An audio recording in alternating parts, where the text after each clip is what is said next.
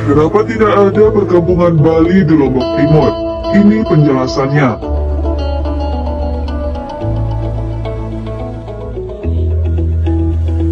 Tidak sulit menemukan perkampungan etnis Bali di wilayah Lombok Barat, Mataram, Lombok Tengah, atau Lombok Utara.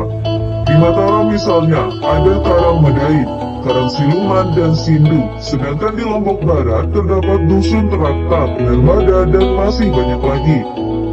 Tidak seperti daerah lain di Lombok, perkampungan etnis Bali di Lombok Timur boleh dikatakan tidak ada. Lantas timbul pertanyaan, kenapa hal itu bisa terjadi? Sebetulnya sebelum tahun 1825 sampai 1891, terdapat banyak sekali perkampungan etnis Bali di Lombok Timur. Bahkan di beberapa desa, penguasanya berasal dari etnis Bali. Banyaknya etnis Bali di Lombok Timur tidak lepas dari keberadaan 4 kerajaan etnis Bali yang pernah berkuasa di Lombok bagian barat. 4 kerajaan itu adalah Karangasem Sasak, Mataram, Pagutan, dan Pagesangan.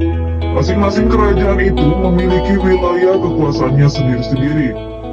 Menurut Guguritan Babat Mataram yang dikutip H.L. Lalu Ibrahim Thoib dalam bukunya yang berjudul Wajah Lombok Zaman Dahulu, kekuasaan Karangasem Sasak meliputi Batu Kute, Batu Keliang, Batu Jai, Batu Tulis, dan sebagian wilayah Lombok bagian barat. Kerajaan Pagutan wilayahnya meliputi Suranadi, Kembang Kuning, Surabaya, dan Suralaga. Sedangkan Pagesangan meliputi Pringgarate, Pringgajurang, Pringgaselat, Pringgabaya, Pancor, dan Kelayu. Untuk kekuasaan Mataram, Info Nusa belum mendapatkan catatan tertulis. Namun, kalau menurut salah satu ahli waris Mataram, kekuasaan Mataram meliputi sebagian wilayah Lombok bagian barat, tengah, dan timur. Bahkan disebutkan sampai ke wilayah Cereweh Sumbawa. Akibat dari dikuasainya beberapa desa itu, banyak perwakilan dari kerajaan-kerajaan etnis Bali tersebut yang ditempatkan di beberapa desa. Misalnya di Pogadi, ada penguasa Bali yang bernama Made Beloso. Di Pringgabaya ada nama Komak Redek. Di Rumbuk ada nama Gusti Komak Idak Manggis, dan seterusnya. Sedangkan perkampungan etnis Bali yang cukup besar di Lombok Timur ada di wilayah Suela. Ratusan kepala keluarga diceritakan mendiami daerah yang berada di lereng Gunung Rinjani tersebut. Hingga pada tahun 1824 sampai dengan 1828, meletuslah Perang Sakra. Perang Sakra ini melibatkan kedatuan Sakra dengan Karangasem Sasak. Saat Sakra dibantu oleh beberapa desa di Lombok bagian timur, maka Karangasem Sasak pun mendapat bantuan dari Mataram, Pagutan, dan Pagesangan. Saat terjadi perang inilah terjadi pengusiran etnis Bali yang ada di Lombok bagian timur, termasuk keluarga Bali yang ada di Suela.